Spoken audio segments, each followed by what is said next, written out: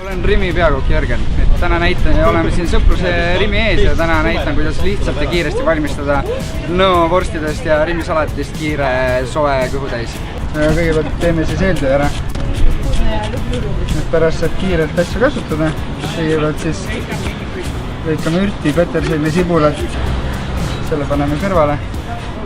Ootame oma järge. Siis lõikame ära jäägri grillvorstid.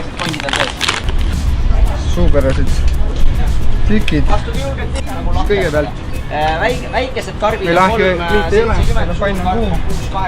Kõigepealt siis vorstid, need ajame kuumaks. Nendega läheb siis paar minutit. Siis võtsin Rimi täis teravasta salati, siin sees on siis päiksekuju tomat, oliivid, mozzarella juust ja pestot, et juba maitsed asjad on olemas. Ja lisame sinna vorstidele, soojendame natuke juustu peale ja ongi valmis. Väga lihtne ja kiire eine. Nii, kui vorstid on juba kuldsed, hakkavad värvi andma, siis lisame salati.